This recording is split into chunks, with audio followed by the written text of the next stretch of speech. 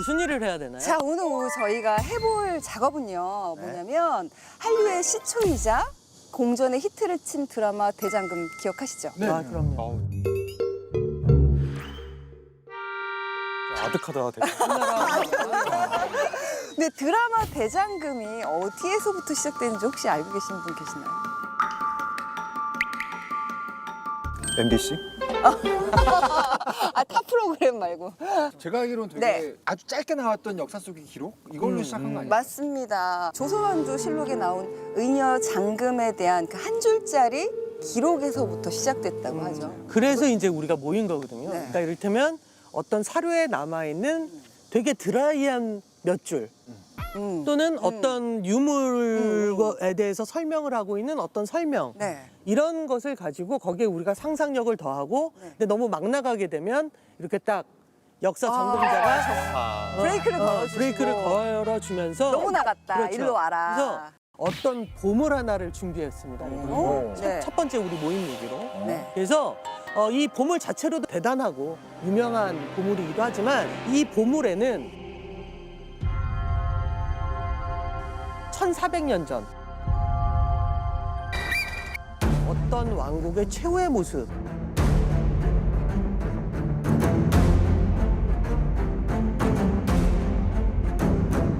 또는 누명을 쓴 한 남자에 관한 이야기일 수도 있는 굉장히 많은 이야기가 들어있는, 그런데 우리는 거의 실물을 본 적이 없는 보물. 어떤 왕국 최후. 억울한 남자의 누명.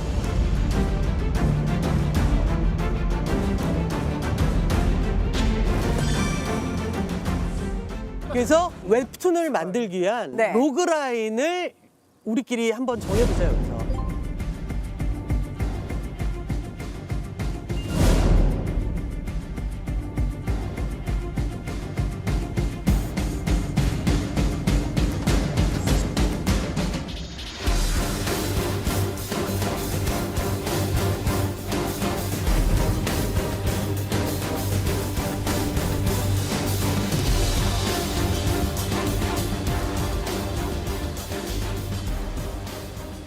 자, 여러분 일단 네. 보물을 한번 보시죠. 너무 예쁜데? 이거 보물 이렇게 막 갖고 와도 되는 건가요? 어머머머머. 이게 바둑판이에요. 아하. 너무 예쁜데요? 생각보다 되게 화려해요. 이 보물, 이 네. 바둑판의 이름은 목화 자단 기국. 목화 자단 기구. 예, 무려 삼국시대. 삼국시대. 400년 전이니까. 네, 1400년 전. 1400년 전. 1400년 전. 우와.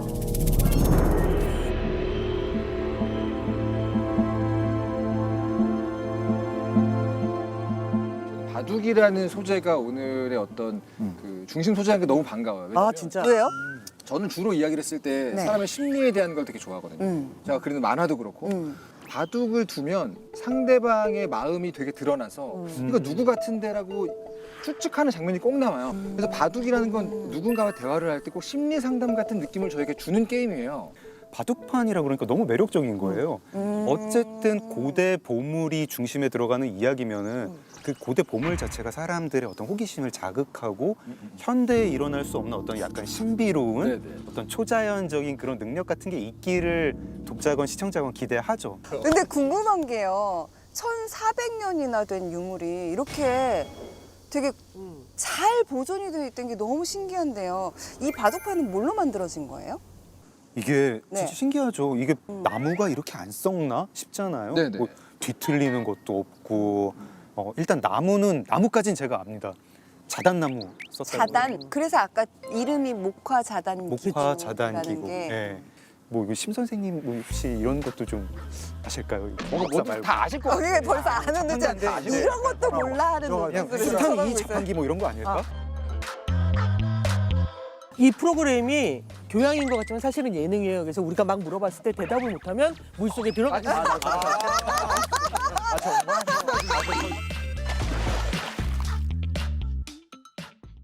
근데 이제 아까 이제 1400년 됐다고 얘기를 했잖아요. 사실 1400년 전에 이런 게 있었어? 이게 이제 좀 신기한 건데 네. 반대편에서 뭐냐면 이 나무의 재질을 분석을 해보니까 이 자단나무인데 스리랑카산이라는 거예요. 스리랑카. 네, 그래서 실제로 뭐 스리랑카산 자단목 중에는 뭐 정말 10년에 1cm 자라는 그러니까 정말 이렇게 밀도가 있게 아주 오랜 시간 자라는 명품 나무들이 아, 있대요. 그런 나무가 있는데 처음 알았어요. 그 사실 네. 그 많은 분들께 말씀을 드리자면 이것은 복원품입니다. 보건품. 예, 이 복원품인데 왜냐하면 이 우리가 얘기하는 바로 이 보물, 네. 이 바둑판의 실물은 공개가 안 돼서 볼 수가 없어요. 실제. 그렇죠, 그렇죠. 그러니까 정창원이라고 쇼쇼인이라고 이야기하게 되는데, 그러니까 일본 황실 보물 보관소 정창원 쇼쇼인이라는 곳에서 보관하고 있는 건데, 그러니까 이제 잘 공개도 안 하고 공개를 하더라도 정말 제한적인 기간 동안에 잠깐 공개하고.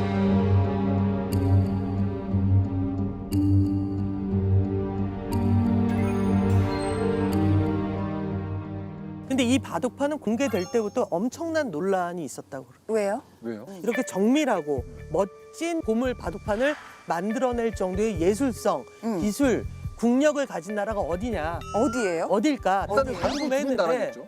바둑을 두는 나라? 그러면 우리나라. 또, 중국.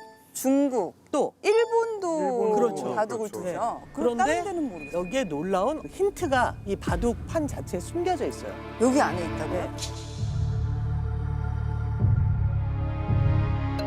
이걸 화점이라고 한다고. 화죠? 예, 화점이 몇 개인지 한번 세어보실래요? 1,000원이라고 하는 화점. 17개인 것 같은데. 그렇죠. 17개. 화점이 17개 있다는 사실 자체가 굉장히 큰 힌트가 되죠. 지금 왜요? 현대 바둑판은 사실 화점이 17개 있지 않아요. 몇 개가 있죠? 9개가 있어요. 9개. 지금 현대 바둑판에서는 9개인데 17개. 이 17개의 바둑돌을 다 두고 바둑을 뒀을까? 근데 그렇게 두는 바둑이 있었어요. 그게 뭐냐면 네. 바로 우리의 고유의 바둑인 순장 바둑. 한국에서는 양쪽이 흑백이 실력 네. 차이가 없더라도 17돌을 다 화점에 깔아두고 그다음부터 두기 시작했습니다. 그런 바둑을 두는 사람들이 바둑판을 만들면 당연히 화점을 17개를 만들겠죠. 네. 근데 이 목화 자단 기국에는 화점이 17개다. 이거 그러면 한반도에서 만든 걸까? 맵이 이거 한국 맵인데? 한국 맵인데? 한국 맵인데? 네.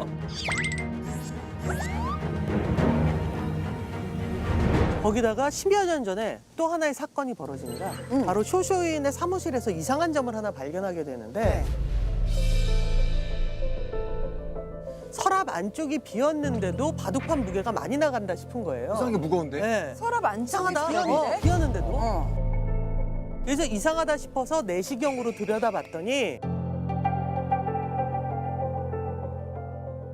안에 굳어 있는 게 보이는 거예요. 아하. 그게 송진이 굳어 있었대요. 송진이. 네. 그러니까 이제 자단나무 바깥으로 이제 소나무를 댄 거죠. 네. 그래서 그 송진이 굳어 있었대. 근데 그 송진이 어디서 왔는지를 보면 좀 더 명백해지잖아요. 근데 그 기사가 나왔습니다.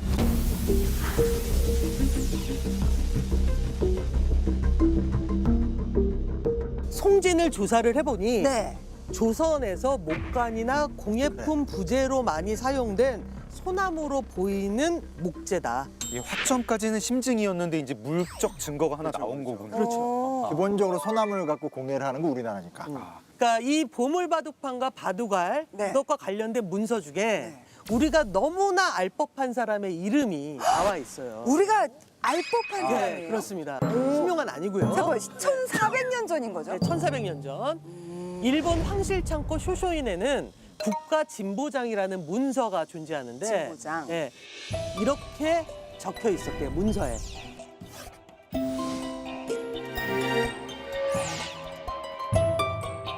의자 오르의 사랑자 의자왕 백제 의자왕이 네. 적칠 관목 주자를 내 대신에게 에게 주었다. 백제 의자왕이요? 예. 네네네. 누구든 백제 의자왕이 여기서 나오는 거예요. 그러니까 정확히 따지게 되면 이제 바둑알과 이제 그 바둑통을 줬다라는 기록인데 바둑알 바둑통이 준 사람이 의자왕이면 당연히 바둑판도 의자왕이 줬을 것이다. 뭐 이런 식으로 우리가 얘기해 볼 수 있는 거죠. 그래서 제가 오늘 이 보물 바둑판을 여러분께 보여드린 이유는 네. 여기에서 출발하는 거예요. 와. 왜 어떻게 의자왕은 이 목화 자단 기국을 일본의 내 대신에게 선물로 주었을까?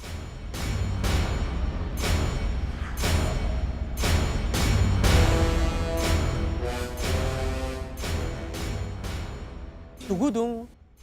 이게 1400년 전 기준으로는 진짜 초호화 물건이었을 거잖아요. 어떤 돈 많다고 할 수 있는 게 아니라 진짜 나라의 국력의 어떤 총집합인데 강력한 인상이 남기를 원했을 것이고 내가 너를 이 정도로 높게 생각해. 나 이렇게 잘 나가.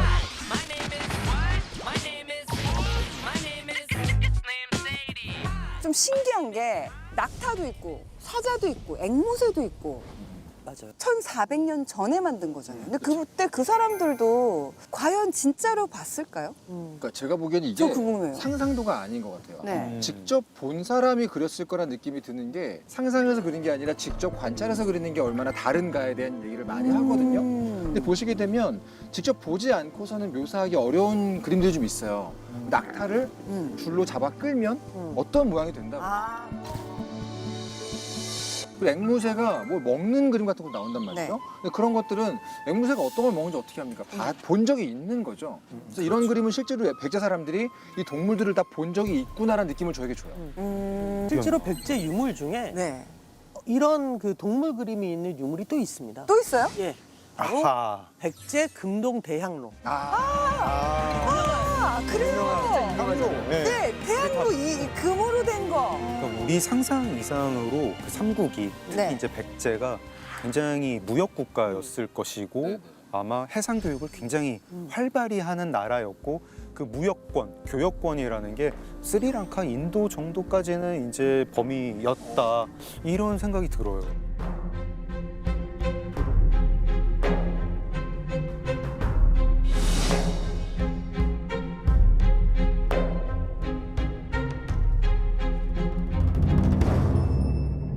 자, 그러면 이제 네. 지금 이제 위태위태한 선을 벌써 넘기 시작을 했는데 몇 가지 증거를 보고 이제 뭐 벌써 갔다 왔다 뭐 이런 얘기를 하시는데 두 가지 접근 방법이 있는 거예요. 하나는 뭐냐면 하나는 백제인들이 직접 동남아시아나 인도까지 갔다 왔다. 직접 갔다 왔다. 네, 요게 하나 있는 거고 두 번째는 그게 아니라 이제 그 인도와 중국이 교류를 하는 것을 우리가 중국과 교류를 하면서 간접적으로 문물을 받아들였다. 교류를 하면서. 그렇죠. 그러니까 두 가지 중에 하나를 선택할 필요가 있는 거죠. 그렇죠? 뭐 이를테면 말한 것처럼 인도를 한 번에 가지 못해도 일단 천주에 잠깐 들렸다가 천주에서 어디까지 갔다가 네. 뭐 타이완까지도 갈 수 있고 네. 거기서 야 조금 더 가볼까 이러면서 말라카까지 가면 말라카야에서 인도 가는 건 어려운 일은 아니잖아요. 직항은 없지만 계속 티켓 끊어가면서 아, 이해가 싹 되네. 시외버스 타고 부산으로 갈 수도 그지, 그지. 있거든요. 그러는 와중에 교류도 계속하는 거죠. 네. 타이완에서 우리 백제 상인, 백제 사신 내지는 왕의 명령을 받은 상인이 타이완에서 드디어 이제 동남아를 향해 가다가 태풍을 만나가지고 당연히 막 난파가 되고 겨우겨우 말라카쯤에서 눈을 떠. 그때 누가 어디서 왔어요? 백제에서 왔는데 여기 혹시 자단목 팝니까?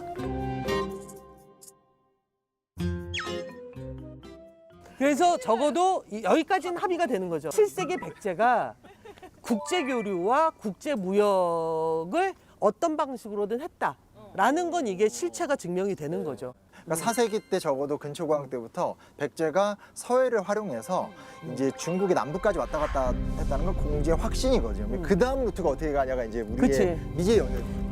목화자단기국이라는 바둑판이 흔한 바둑판하고 다르게 백제 입장에서 보면 국력을 다 쏟아부은 것이다. 그래서 세계의 모든 본문을 모아서 만든 바둑판이다. 그 얘기인 거예요. 네. 여기에 들인 비용은 네. 백제가 만약 만들었다면 정말 뭐 어마어마했겠다. 무슨 뭐 루이 14세 무슨 뭐 다이아몬드 목걸이 뭐 이런 거하고 비교가 안 되는 거죠. 정말 엄청난 비용이 든 아마- 국력이 든 그런 와. 물건인 거죠. 그 왕이 국회에 가가지고 연설을 했어야 됐을 거예요. 이번에 우리가 그 국력의 발전을 위해서 만들어가지고 어딜 보내야 되는데 좀 예산을 승인해라. 모아달라. 특별 예산을 승인해달라. 국제 정세가 위험한 상황이기 때문에 그 왜 한심을 좀 살 필요가 있다. 아, 예. 자, 로비, 이거를 로비 그래서 물건. 왜 내 대신에게 선물로 줬다는 거지. 그게 핵심인 거예요. 지금으로는 가능하지 않지만 그때였기 때문에 가능했던 그 왕의 힘으로 했던 게 아닌가. 중요한 건 이게 의자왕 때라는 거죠. 의자왕.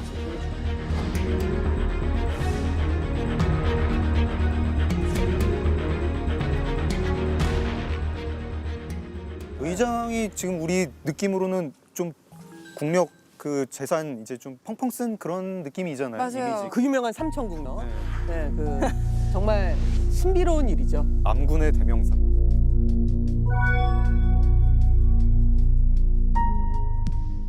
삼천궁녀하면 최근에 삼천궁녀가 사실이 아니다라는 거 다 알고 있잖아요. 이 유언비어가 어떻게 나왔냐. 아니, 유언비어가 가보신 분들은 알지만 3,000명이 뛰어내릴 수 있는 공간이 안 돼요. 그리고 뛰어든다고 그렇게 쉽게 죽을 공간도 아니고.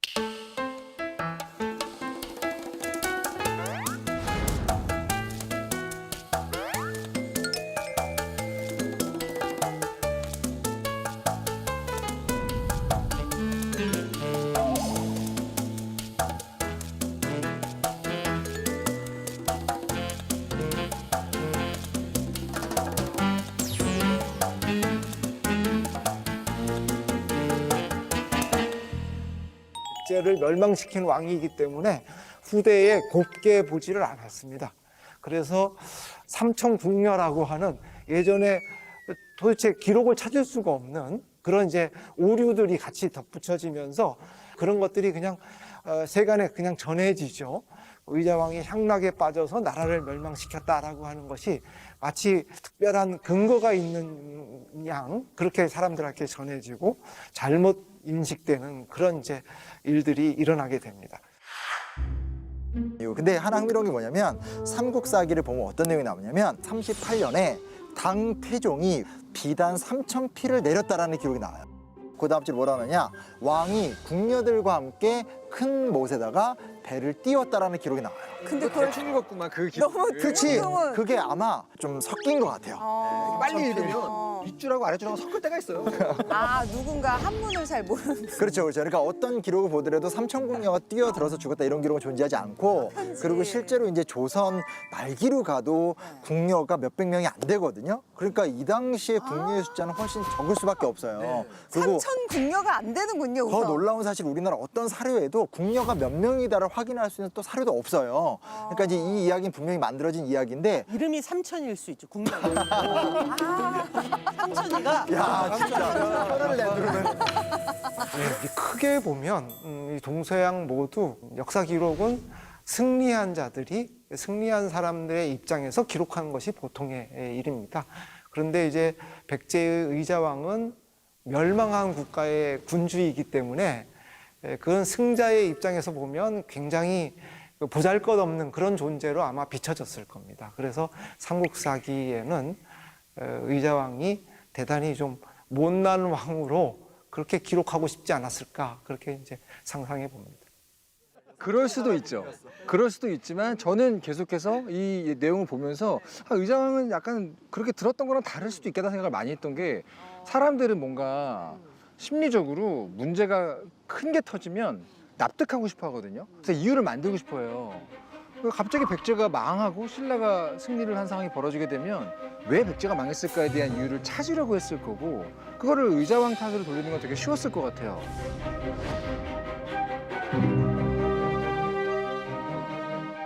그래서 저는 사실은 제가 네. 역사를 볼 때 웹툰 작가로서 어떤 일을 주로 하냐면 다들 알고 있는 사실을 반대로 보는 노력을 많이 해요. 제가 느낀 인상은 어땠냐면, 의자왕은 굉장히 인내심이 있다.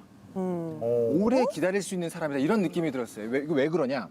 네. 일단 의자왕은 백제 무왕의 첫째 아들을 태어났어요. 그런데 왕세자 책봉을 40살에 받아요. 굉장히 길지 않습니까? 아마 그 놀림을 많이 받았을 거예요. 야 아직도 왕자냐 뭐 이러면서. 그렇죠. 마치 예. 그 영국의 그 왕세자 같이. 야, 너 아직도 40살까지도 왕세자를 못 받았으면 주변에서 다들 그럼 약간 의자왕 안 될 수도 있겠는데라는 생각을 할 거 아니에요. 또 다른 파들이 만들어질 수도 있고. 그렇죠. 반면에 의자왕의 계모, 그러니까 새엄마, 네. 이쪽은 진짜 유명한 집안이었어요. 대성팔족 가문의 사택 왕후였거든요.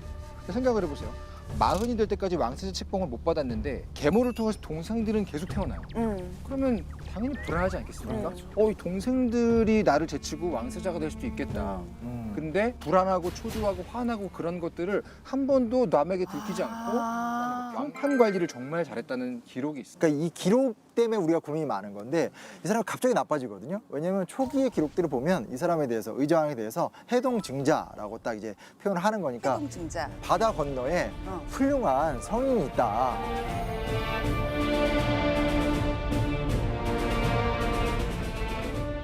처음부터 이 사람이 그렇게 뭐 망나니인 건 분명히 아니다.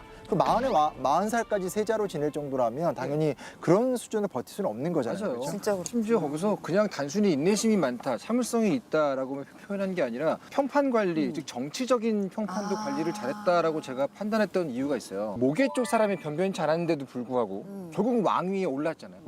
왕위에 오르자마자 네. 바로 밝히고 뺍니다.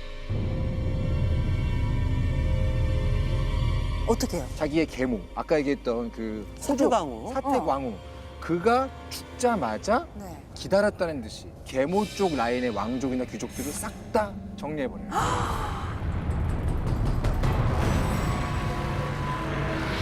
그냥 있었던 게 아니라 계속 칼을 갈고 있었던 거예요. 그렇죠. 아마 분명히 그 계모도 죽기 전에 야 의자야 나 죽어도 동생들 잘 돌봐줄 거지 저 신하들 잘 보살필 거지 하면 오브 코스.